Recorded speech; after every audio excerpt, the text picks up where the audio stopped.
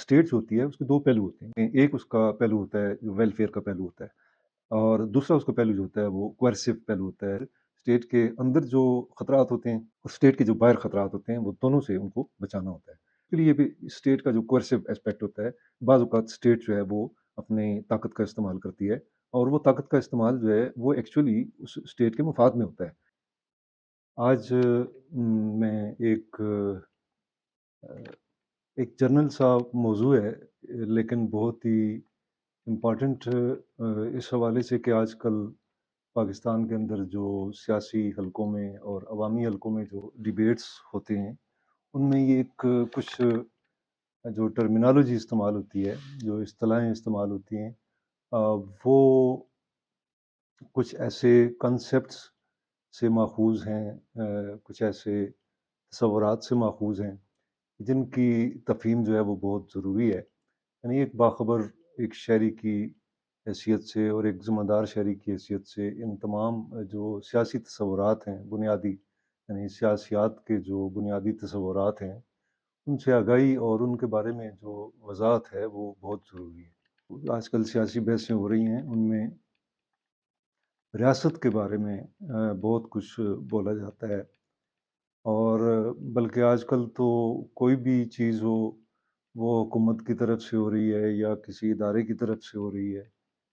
तो उसको रियासत के साथ मंसूब कर दिया जाता है। ये आजकल बहुत से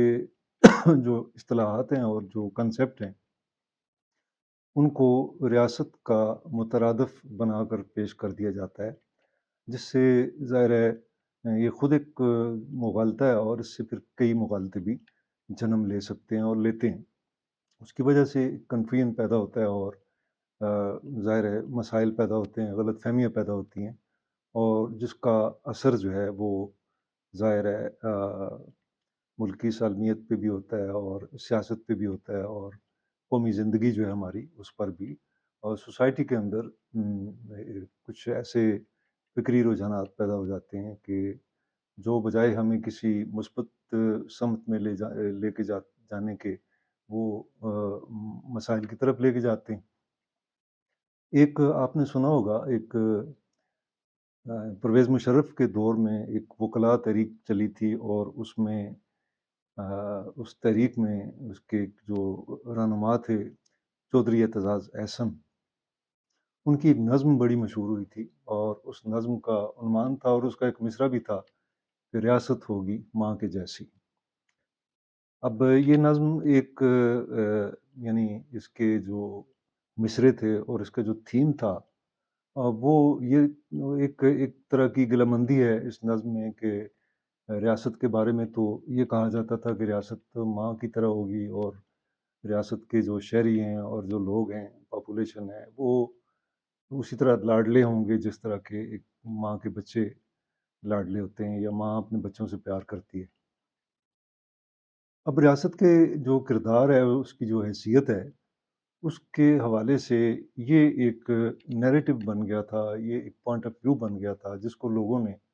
मिनवान तस्लीम किया और उसी की बुनियाद पर लोगों ने अपनी सियासी जो अ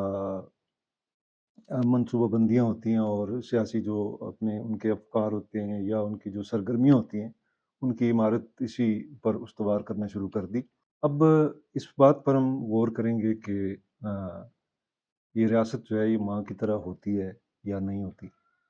और एक और जो आजकल जो एक कांसेप्ट वो एस्टेब्लिशमेंट का है और एस्टेब्लिशमेंट को ही रियासत कह दिया जाता है और कोई भी ऐसी पॉलिसी या कोई ऐसा फैसला, कोई ऐसा इक़दाम कि जिसमें एस्टेब्लिशमेंट का कोई किरदार जब सामने आता है, तो फिर एस्टेब्लिशमेंट को रियासत कह दिया जाता है। तो आज हम ये भी कोशिश करेंगे देखने की कि क्या एस्टेब्लिशमेंट रियासत होती है? अ, तो उसके लिए ज़रूरी है इन दोनों बातों पर हम तफ़सील के साथ बात करेंगे। लेकिन ज़रूरी है कि पहले देखते हैं कि रियासत होती क्या है? रियासत एक सियासियात की एक टर्म है जो एक मुल्क के लिए इस्तेमाल होती है। ये एक टेक्निकल टर्म है सियासियात की, पॉलिटिकल साइंस की और ये जो दुनिया है ये मुख्तलिफ़ ममालिक की एक आप इसको बरादरी समझ लें। तो हर मुल्क जो है वो अपनी हैसियत में एक रियासत होता है, एक स्टेट होता है। अब थोड़ा-सा देख लेते हैं कि स्टेट जब एक वजूद में आ जाती है, तो उस स्टेट के मुख्तलिफ़ किस्में हो सकती हैं। अब एक नेशन स्टेट होती है। नेशन स्टेट वो स्टेट होती है, ऐसी रियासत कि जो एक ही किसी होमोजीनियस कौम पर मुश्तमिल हो। यानी एक कौम जिसमें मुख्तलिफ़ कौमें ना हों, बल्कि एक ही कौम के लोग जो हैं वो उस रियासत के शहरी हों। मिसाल के तौर पर जिस तरह फ्रेंच स्टेट है, फ्रांस है, इसी तरह चाइना है, चाइना के अंदर एक ही कौम है जो चाइनीज़ कौम है, इसी तरह जापान है, इस तरह फ्रांस है, जर्मनी है। तो ये ऐसी स्टेट्स हैं जो एक कौम पर मुश्तमिल होती हैं, एक होमोजीनियस कौम पर मुश्तमिल होती हैं, तो इनको नेशन स्टेट कहा जाता है। लेकिन इसके साथ ये भी ज़हन में आपने रखना है कि कोई आइडियल नेशन स्टेट फिर भी एग्ज़िस्ट नहीं करती इस दुनिया में, क्योंकि जितनी भी नेशन स्टेट्स यहाँ पर हैं, यानी फ्रांस है, जर्मनी है या चाइना है, या जिस तरह मैंने आपको मिसालें दी हैं, और भी बहुत सारी स्टेट्स हैं। तो उनमें ऐसा नहीं होता कि वो उस स्टेट के तमाम शहरी जो हैं वो उस कौम का एक ही होमोजीनियस कौम का हिस्सा होते हैं। उसमें अक्सर ये होता है कि दूसरी कौमों के लोग, कुछ माइनॉरिटीज़, कुछ दूसरे मज़ाहिब से तल्लुक़ रखने वाले लोग भी आबाद होते हैं वहाँ पर। तो वो थोड़ा बहुत उसमें एक फ़र्क मौजूद होता है, लिहाज़ा हम ये नहीं कह सकते कि आइडियल नेशन स्टेट कोई एग्ज़िस्ट करती है। फिर इसी तरह ये है कि एक होती है स्टेट नेशन। अब स्टेट नेशन क्या होती है और ये किस वक़्त वजूद में आती है? स्टेट नेशन जैसा कि नाम से ही ज़ाहिर है कि वो स्टेट की बुनियाद पर बनती है। यानी नेशन स्टेट जिस तरह एक नेशन की बुनियाद पर बनती है, उसके पीछे एक नेशन होती है, कौम होती है। इसी तरह स्टेट नेशन जो है, वो एक मुख्तलिफ़ किस्म की स्टेट होती है, जिसमें कोई एक नेशन नहीं होती, कोई एक कौम या कौमियत नहीं होती। एक स्टेट नेशन जो है, वो स्टेट के बनने के बाद वजूद में आती है। अ, यानी अमेरिका की जब जंग आज़ादी हुई, तो उसके बाद जो है अमेरिकन नेशन एमर्ज हुई दुनिया के नक्शे पर। उससे पहले मुख्तलिफ़ इलाकों के लोग थे जो वहाँ पर जाकर आबाद हुए थे। यूरोप के मुख्तलिफ़ इलाकों के मुख्तलिफ़ कौमों के लोग वहाँ पर आबाद हुए। तो लेकिन उसके बाद फिर अमेरिकन एक कौम जो है इस वक़्त, तो वो भी एक स्टेट बनी, और उसके बाद फिर जो है एक कौम, तो एक स्टेट नेशन जो है वजूद में आई। और इसी तरह पाकिस्तान को आप देख लें, पाकिस्तान में भी मुख्तलिफ़ कौमियतें, और जिस वक़्त 1947 से पहले ज़ाहिर है पाकिस्तान का वजूद नहीं था और पाकिस्तानी कौम भी नहीं थी, उस वक़्त तो हिंदुस्तानी कौम थी एक पूरे बरसग़ीर में। लेकिन जिस वक़्त तक़सीम हुई और दो कौमी नज़रिए के बाद फिर मुसलमानों के लिए एक अलहदा मुल्क जो है वो जब बनाने की बात हुई, तो वो मुल्क बनने के बाद फिर पाकिस्तानी नेशन का एक जो है वो अ, सामने आया, एक उसकी शक्ल सामने आई। तो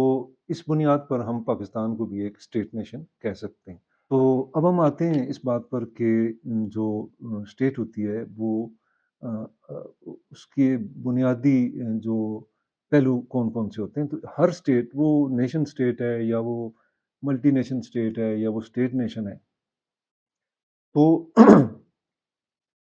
उसके 2 पहलू होते हैं बुनियादी, बिल्कुल ऐसे जैसे तस्वीर के 2 रुख होते हैं, सिक्के के 2 रुख आप कह लें, या एक और मिसाल जो है ज़्यादा मौज़ूद इसके लिए वो ये है कि इस आप मकनातीस के जैसे 2 पोल होते हैं, एक शुमाली और एक जनूबी, यानी नॉर्थ पोल और साउथ पोल। तो इसी तरह स्टेट्स होती है, उसके 2 पहलू होते हैं। दुनिया में आप ज़माने कदीम की स्टेट्स ले लें या मॉडर्न स्टेट ले लें, तो उसके 2 पहलू होते हैं। एक उसका पहलू होता है जो वेलफेयर का पहलू होता है, और दूसरा उसका पहलू जो होता है वो कोएर्सिव पहलू होता है, जो ताकत वाला पहलू होता है। और ये दोनों जो हैं उसके लिए लाज़िम मलज़ूम हैं स्टेट के लिए। यानी कोएर्सिव जो उसका एस्पेक्ट है स्टेट का, कोएर्सिव पहलू है, जो ताकत वाला पहलू है, वो इसलिए ज़रूरी है कि आपने जब एक स्टेट बना दी उस तो अब उस स्टेट को कायम भी रखना होता है। जो इंटीग्रिटी है अपने मुल्क की सालमियत, उसकी बुका और उसके जो रहने वाले लोग हैं, आबादी है, उसके उनके हकूक़ का, उनकी जान-ओ-माल का तहफ़्फ़ुज़ जो है, वो करना होता है, और उसके लिए फिर स्टेट के अंदर जो ख़तरात होते हैं और स्टेट के जो बाहर ख़तरात होते हैं, वो दोनों से उनको बचाना होता है। तो उसके लिए भी स्टेट का जो कोएर्सिव एस्पेक्ट होता है, बाज़ औक़ात स्टेट जो है वो अपनी ताकत का इस्तेमाल करती है, और वो ताकत का इस्तेमाल जो है वो एक्चुअली उस स्टेट के मफ़ाद में होता है या उस स्टेट के शहरियों के मफ़ाद में होता है। ये एक मजबूरी होती है जो स्टेट के साथ ही चलती रहती है और उसकी बका और उसकी सालमियत के लिए ज़रूरी होती है। दूसरा जो है पहलू वेलफेयर का है, वो स्टेट अपने लोगों की, अपने जो पॉपुलेशन है, उनकी तरक्की के लिए और उनकी जो बुनियादी ज़रूरियात हैं, बुनियादी सहूलतें हैं, उनको फराहम करने के लिए, वो उसका जो वेलफेयर का एस्पेक्ट होता है, वो फिर ज़ाहिर है गवर्नमेंट की शक्ल में और मुख्तलिफ जो स्टेट के इदारे होते हैं, इंस्टीट्यूशंस होते हैं, वो यही काम करते हैं कि वो पॉपुलेशन के जो वेलफेयर होती है, बहबूद होती है, उसके लिए वो काम करते हैं। अब वो जो रियासत का जो कोएर्सिव पहलू है, जिसका मैंने ज़िक्र किया कोएर्सिव एस्पेक्ट, वो कैसे यानी एग्ज़िस्ट करता है, वो कैसे अपने आप को मैनिफेस्ट करता है, अपना इज़हार कैसे करता है। तो उसके लिए जो आपके ज़ाहिर है फ़ौज होती है, आपकी पुलिस होती है, आपके और दिफ़ाई इदारे होते हैं, फिर आपकी ब्यूरोक्रेसी होती है और फिर हुकूमती इदारे होते हैं। तो इन सारे इदारों पर मुश्तमिल जो एक सेटअप होता है, एक जो उसको हम एस्टेब्लिशमेंट कहते हैं। नहीं, एस्टेब्लिशमेंट जो है वो सिर्फ़ फ़ौज नहीं होती। एस्टेब्लिशमेंट के अंदर जो सिविल ब्यूरोक्रेसी भी है, वो भी शामिल होती है। एस्टेब्लिशमेंट के अंदर बाज़ औक़ात जुडिशरी भी शामिल होती है, उसके अंदर जो है पॉलिटिशियंस भी शामिल होते हैं और इसके अलावा कुछ जो निजी शोबे के कुछ इदारे होते हैं, वो भी शामिल होते हैं। तो इस तरह से एस्टेब्लिशमेंट जो है वो वजूद में आती है और दुनिया की कोई रियासत ऐसी नहीं है कि जिसकी कोई एस्टेब्लिशमेंट ना हो। एस्टेब्लिशमेंट उस मुल्क की सलमियत, उसकी इंटीग्रिटी और उसके डिफेंस के लिए नहायत ज़रूरी होती है। अब होता ये है कि चूँकि मुल्क का जो दिफ़ा है वो ज़ाहिर है कोई आइसोलेटेड कांसेप्ट नहीं होता या कोई आइसोलेटेड सरगर्मी नहीं होती कि जी फ़ौज है और उसने सिर्फ़ दिफ़ा करना है। वो दिफ़ा जो है वो आपकी सियासत के साथ भी उसका ताल्लुक होता है, आपकी इकॉनमी के साथ ताल्लुक होता है, आपके कल्चर के साथ होता है, आपकी जो सोशल प्रॉब्लम्स हैं या जो सोशल जो आपके इश्यूज़ हैं, उनके साथ होता है। तो एस्टेब्लिशमेंट है वो इन तमाम शोबों के साथ जो है वो कनेक्टेड रहती है और जो पॉलिसियाँ बनती हैं, मसलन दिफाई पॉलिसी है, ख़ारजा पॉलिसी है, इक़्तिसादी पॉलिसी है, तिजारती पॉलिसी है। तो उन सारी पॉलिसियों को एक तरफ तो उनको भी एक ज़ाहिर सिक्योरिटी चाहिए होती है इन सारी पॉलिसियों को बगैर यानी एक सेंस ऑफ सिक्योरिटी जो है वो उसकी ज़रूरत पड़ती है। और दूसरी तरफ जो दिफाई पॉलिसियाँ होती हैं या मुल्क के जो दिफा के लिए और सालमियत के लिए जो सरगर्मी होती है जितनी भी, वो ज़ाहिर है सियासत के साथ ताल्लुक़ रखती है। वो आपकी जो लॉज़ होते हैं, जो कवानीन होते हैं, आपका जो कॉन्स्टिट्यूशन होता है उसके साथ ताल्लुक़ रखती है। तो इस तरह से ये आपस में इनकी एक जुड़त होती है, एक लाज़िम मलज़ूम होते हैं। तो उससे तासुर ये पैदा होता है। हाँ, ये ज़रूर है कि पाकिस्तान में और इस तरह दुनिया के दीगर ममालिक में भी बाज़ औक़ात ये होता है कि एस्टेब्लिशमेंट सियासी मामलात में बराह रास्त मुदाखलत भी करती है और जिसे लोग पसंद नहीं करते। ख़ास तौर पर एक ऐसी रियासत जो रिपब्लिक हो और रिपब्लिक वो रियासत होती है जो जिसको जमहूरिया कहा जाता है जो यानी अवामी उमंगों के मुताबिक जो एक रियासत कायम की जाती है, जमहूरिया। यानी वो कोई शहंशाहियत नहीं होती, वो कोई मोनार्की नहीं होती, कोई डिस्पोटिज़्म नहीं होता। वो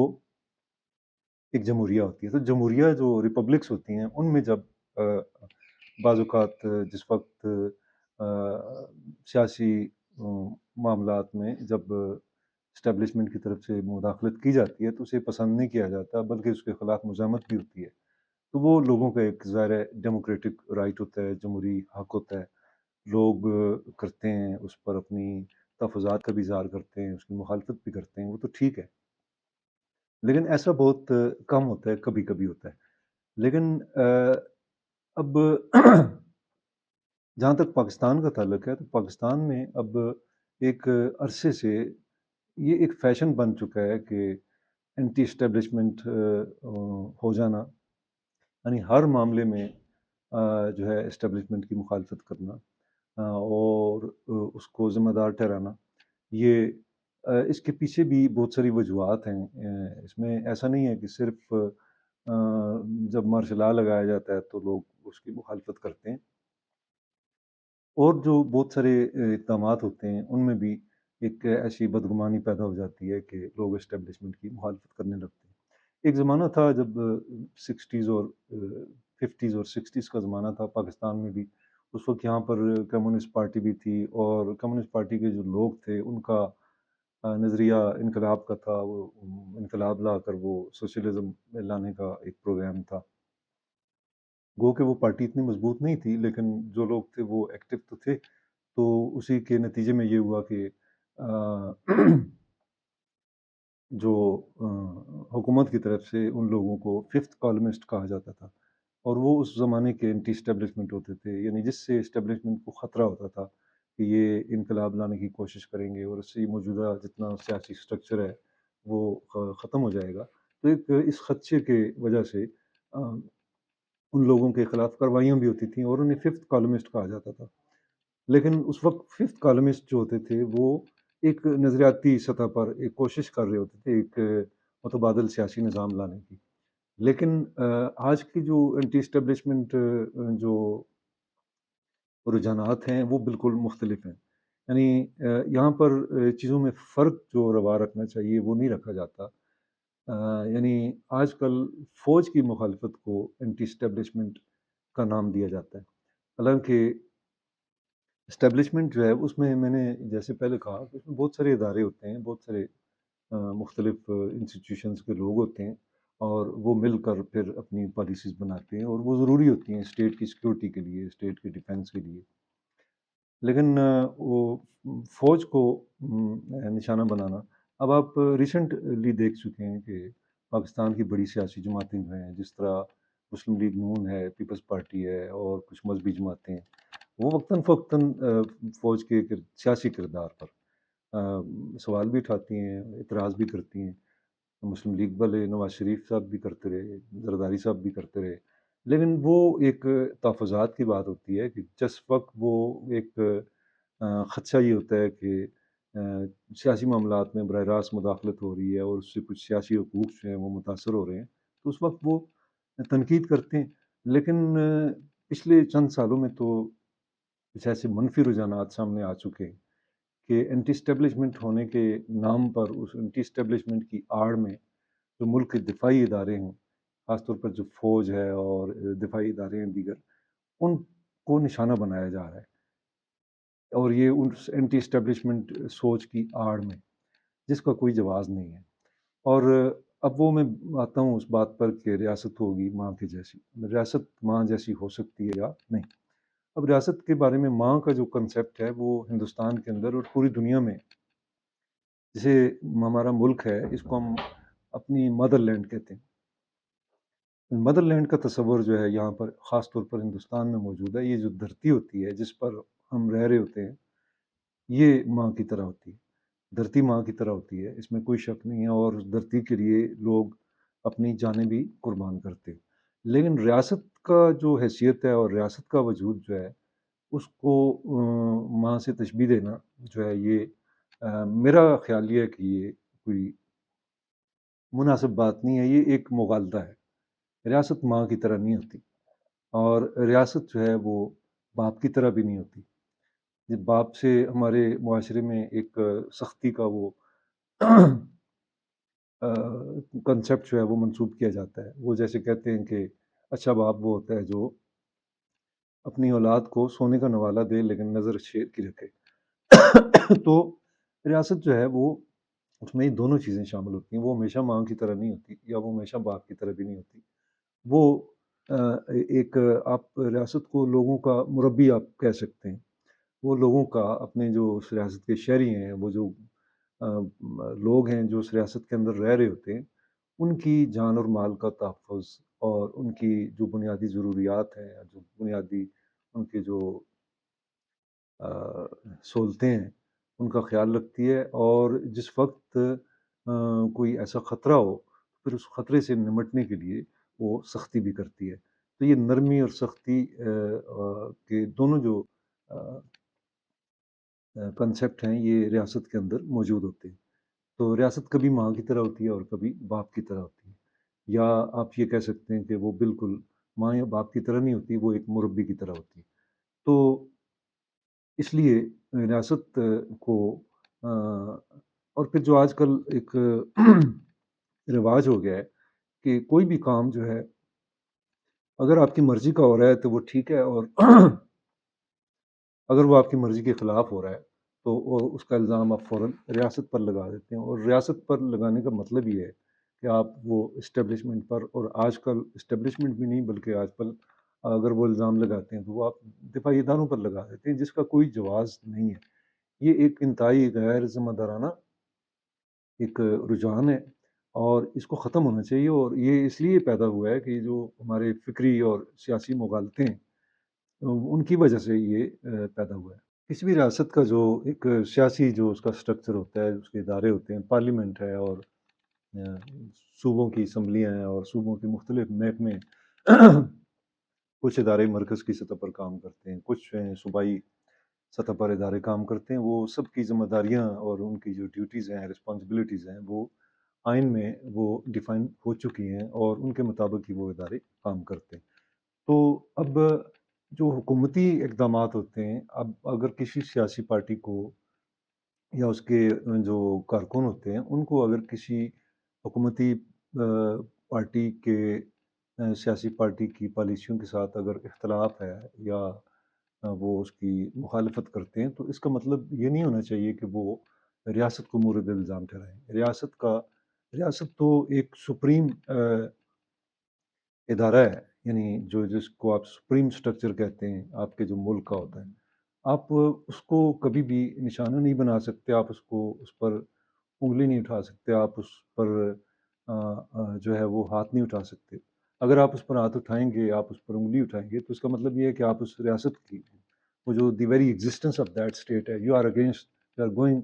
against the state, you are opposing the state. آپ گورنمنٹ کو اپوز کر سکتے ہیں، آپ کسی حکمران کو اپوز کر سکتے ہیں، آپ کسی سیاسی پارٹی کو اپوز کر سکتے ہیں، لیکن آپ اسٹیٹ کو اپوز نہیں کریں گے۔ جب آپ اسٹیٹ کو اپوز کریں گے، آپ اسٹیٹ کا نام لے کر اسٹیٹ کو اپوز کریں گے، یعنی آپ کسی ایک سیاسی پارٹی کی پالیسی کے ساتھ اختلاف رکھتے ہیں، ایک پارٹی کی حکومت ہے، آپ اس کے خلاف ہیں، یہ آپ کا رائٹ ہے، ٹھیک ہے، آپ اس کے خلاف تحریک بھی چلا سکتے ہیں، آپ اس کے خلاف احتجاج بھی کر سکتے ہیں، لیکن وہ آپ کا اختلاف اس حکومت کے ساتھ ہوگا، اس گورنمنٹ کے ساتھ ہوگا، کیونکہ گورنمنٹ ہر 5 سال کے بعد تبدیل ہو جاتی ہے، لیکن ریاست جو ہے وہ ایک مستقل اسٹرکچر ہے، اور وہی ہم سب کی جو بقا ہے، قوم کی جو سالمیت ہے اور ملک کی سالمیت جو ہے، اس کا جو انشور کرتی ہے وہ ریاست کرتی ہے، ریاست کے جو ادارے ہیں وہ کرتے ہیں۔ حکومت جو ہے وہ نظم و نسق چلاتی ہے، اور لوگوں کی ضروریات کا خیال رکھتی ہے، اور جو اکانومی ہے اور جو ترقی کا عمل ہے اس میں اپنا وہ کردار ادا کرتی ہے۔ لیکن ریاست جو ہے وہ ایک سپر اسٹرکچر ہے، اور ایک مستقل ادارہ ہے، اور ایک سپریم ادارہ ہے، اور وہ اگر ختم ہو جاتا ہے تو پھر نہ کوئی حکومت رہتی ہے، نہ کوئی سیاسی پارٹی، اور نہ کوئی شہریوں کا وجود باقی رہ سکتا ہے۔ اس لیے ریاست، حکومت اور جو دفاعی ادارے ہیں ان کے درمیان فرق جو ہے اس کو ملحوظ رکھنا بہت ضروری ہے، ورنہ ایسے مغالطے پیدا ہوتے ہیں، ایسے جو پھر ایسے ایسے بحرانوں کو جنم دیتے ہیں، ایسے کرائسس کو جنم دیتے ہیں کہ جن پر قابو پانا پھر مشکل ہو جاتا ہے۔ اس لیے اسٹیبلشمنٹ ریاست کا ایک اسپیکٹ ہوتا ہے جو اس ریاست کے سالمیت اور اس کی بقا اور اس کی ترقی کے لیے انتہائی ضروری ہوتا ہے، اور اس میں ریاست کے مختلف ادارے شامل ہوتے ہیں اسٹیبلشمنٹ کے اندر۔ تو آپ کو اگر اختلاف ہوتا ہے کسی پالیسی کے ساتھ تو وہ گورنمنٹ کی پالیسی ہو سکتی ہے، وہ کوئی نظریہ ہو سکتا ہے جس کے ساتھ آپ متفق نہیں ہیں، یا آپ اس کے خلاف ہیں، آپ کا یہ رائٹ ہے کہ آپ اس کے خلاف، آپ حتیٰ کہ اسٹیبلشمنٹ بھی اگر سیاسی عمل میں لوگوں کی جو جنرل ول ہے اس کے خلاف اگر وہ کوئی مداخلت کرتی ہے تو اس پر بھی تنقید کا آپ کو حق ہے، لیکن یہ حق آپ کے پاس نہیں ہوتا کسی بھی ریاست کے شہری کے پاس کہ وہ اٹھ کر اپنی ریاست کے وجود پر انگلی اٹھائے یا اس پر سوال اٹھائے۔ اس کا کوئی بھی جواز نہیں ہوتا۔ اس لیے ریاست کے حوالے سے جو میں نے ایک بات کی، اس میں ان حقائق کو آپ سامنے رکھیں تو میرا خیال ہے کہ ہم بہت سارے جو کرائسز ہیں ان سے ہم نجات پا سکتے ہیں۔ ایک بات اور جو میں نے ذکر کیا تھا اس کا جنرل ول کا، اب جس طرح سوورنٹی ہوتی ہے، سوورنٹی آف دی اسٹیٹ ہوتی ہے، جو اقتدار اعلیٰ ہوتا ہے، وہ ظاہر ہے ہمارے پاس پارلیمنٹ کے جو اندر لوگ بیٹھے ہیں عوام کے نمائندے، وہ ایکسرسائز کرتے ہیں۔ آئین میں تو یہ لکھا ہوا ہے کہ سوورنٹی جو ہے لائز ان گاڈ آلمائٹی اللہ، لیکن وہ سوورنٹی جو ہے ایکسرسائز ہوتی ہے بائی دی ڈیپوٹیز آف پیپل، وہ جو عوام کے نمائندے ہیں پارلیمنٹ کے اندر، اور وہ سوورنٹی جو ہے وہ جس طرح وہ ڈویزیبل نہیں ہوتی، وہ ایک ہی ہوتی ہے، وہ اقتدار اعلیٰ ایک ہی ہوتا ہے، اقتدار اعلیٰ کوئی شیئر بھی نہیں کر سکتا۔ اسی طرح جو جنرل ول ہوتی ہے لوگوں کی، قوم کی جو جنرل ول ہے، وہ بھی جیسا کہ میں نے آپ کو پہلے بتایا کہ وہ ایسا نہیں ہے کہ وہ تمام لوگوں کی، یعنی ہم اگر 24 کروڑ آبادی ہے تو 24 کروڑ افراد کی جو ول ہے، یعنی الگ الگ انڈیویجول ول، اس کو ہم جمع کریں تو اس کے نتیجے میں جو اس کا حاصل جمع آئے گا وہ جنرل ول ہوگی، ایسا نہیں ہوتا۔ جنرل ول ایک نمیاتی کنسیپٹ ہے، جو ایک نمیاتی عمل کے ذریعے پوری قوم کا جو ایک مشترکہ مفاد ہوتا ہے، اور ایک جو مشترکہ اس کی جو بھلائی اور اس کی خوشحالی کے لیے جو ضروری ہوتا ہے، وہ اس کو، اس امنگ کو، اس خواہش کو، اس ارادے کو ہم جنرل ول کہتے ہیں۔ تو جنرل ول چونکہ جو ملک کے روسوں نے یہ کہا تھا کہ جو ہماری اتھارٹی ہوتی ہے اور جو فریڈم ہوتا ہے، لوگوں کا جو فریڈم ہے، لوگوں کے یعنی جو رائٹس ہیں اور ان کا، اور جو اسٹیٹ کی اتھارٹی ہے، اس میں کوئی کنٹراڈکشن نہیں ہوتی، یہ روسو نے کہا تھا۔ اور وہ اس کا جواز یہ پیش کرتا ہے اپنی اس کی کلیم کی وضاحت میں کہ اتھارٹی جو ہے، یعنی آپ کی جو اسٹیٹ کی اتھارٹی ہے، وہ آپ کی اسٹیبلشمنٹ ہے، وہ آپ کے مختلف جو ادارے ہیں وہ ہیں، تو اتھارٹی جو ہے وہ اس کا اور لوگوں کی جو آزادیاں ہیں وہ ان کے درمیان کنٹرڈکشن نہیں ہوتی، وہ ایک دوسرے کو پر اثر انداز نہیں ہوتے۔ اگر ہوتے ہیں تو وہ مثبت طریقے سے ہوتے ہیں کہ وہ لوگوں کی کنٹرول جو ہوتا ہے اسٹیٹ کا، اسٹیٹ اتھارٹی جو ہوتی ہے، وہ لوگوں کی ان آزادیوں کا تحفظ کرتی ہے، نہ کہ ان کو سلب کرتی ہے یا ان کو یوسرپ کرتی ہے، ایسا نہیں ہے۔ کیونکہ تمام جو اتھارٹی قوانین کی صورت میں جو ہے وہ مینیفیسٹ ہوتی ہے، تو قوانین جتنے بھی ہیں وہ آپ کے لاز ہیں، اور وہ آپ کے جو تعزیراتی قوانین ہیں یا سول کے قوانین ہیں یا دوسرے سوشل نارمز ہیں آپ کے، یا آپ کا جو سپریم لا ہے یعنی کانسٹیٹیوشن ہے، وہ سب جو ہیں وہ اس جنرل ول کی بنیاد پر بنے ہوتے ہیں، ان کے پیچھے وہ جنرل ول کار فرما ہوتی ہے۔ تو اگر اس اتھارٹی جو ہے وہ اس جنرل ول کے نتیجے میں وجود میں آتی ہے، تو پھر جو شہریوں کی آزادیاں ہوتی ہیں، فریڈم ہوتی ہے، وہ اس کو نقصان نہیں پہنچتا، وہ اس کو کنٹرڈکٹ نہیں کرتی۔ اس لیے اسٹیبلشمنٹ یا اسٹیٹ کا جو کوئرسو رول ہوتا ہے، اب دیکھیں نا، پولیس بھی ایک ادارہ ہے، یعنی ایک محکمہ ہے۔ تو اب پولیس جب کسی جرم مجرم کو پکڑتی ہے تو ظاہر سختی کرتی ہے، وہ کوئرسو پاور جو ہے اسٹیٹ کی، اس کا وہ استعمال کرتی ہے۔ تو اگر جرائم کو، مجرموں کو نہ پکڑا جائے تو ظاہر ہے پھر آپ کی جو شہریوں کی جو فریڈم ہے، ان کی جو آزادیاں ہیں وہ سلب ہوتی ہیں جرائم کی وجہ سے، ان کے جو بنیادی حقوق ہیں ان کو نقصان پہنچتا ہے، ان کی جان و مال محفوظ نہیں رہتے۔ اسی طرح مختلف سطحوں پر جب اسٹیٹ اپنی طاقت استعمال کرتی ہے تو وہ for the welfare of people یا for the benefit of the people وہ استعمال ہو رہے تھے، کیونکہ اس اتھارٹی کی پیچھے وہی آپ کی جنرل ول جو ہے وہ کار فرما ہوتی ہے۔ وہ جنرل ول جو ہے وہ انکارپوریٹڈ ہوتی ہے اس اتھارٹی کے اندر یا ان قوانین کے اندر، یا وہ جو قوانین نافذ کرنے والے ادارے ہیں ان کے۔ لہٰذا اتھارٹی اور جو فریڈم ہے لوگوں کی، ان کا آپس میں کنٹرڈکشن نہیں ہوتی یہ روسوں کے مطابق، اور حقیقت بھی یہی ہے۔ ہاں، مختلف آپ کی جو اختلافات ہیں، سیاسی اختلافات ہیں، وہ ظاہر ہے ایک جمہوری نظام کے اندر وہ ہر شہری کا بنیادی رائٹ ہے کہ وہ اس کا اظہار کرے۔ وہ آپ کر سکتے ہیں، لیکن اگر آپ حکومت کے خلاف احتجاج کر سکتے ہیں، لیکن آپ ریاست کے خلاف احتجاج نہیں کر سکتے۔ ریاست آپ کا احتجاج نہیں سنے گی، کیونکہ ریاست پر انگلی اٹھانا اور ریاست پر سوال اٹھانا اس کے وجود سے انکار کرنے کے مترادف ہوتا ہے۔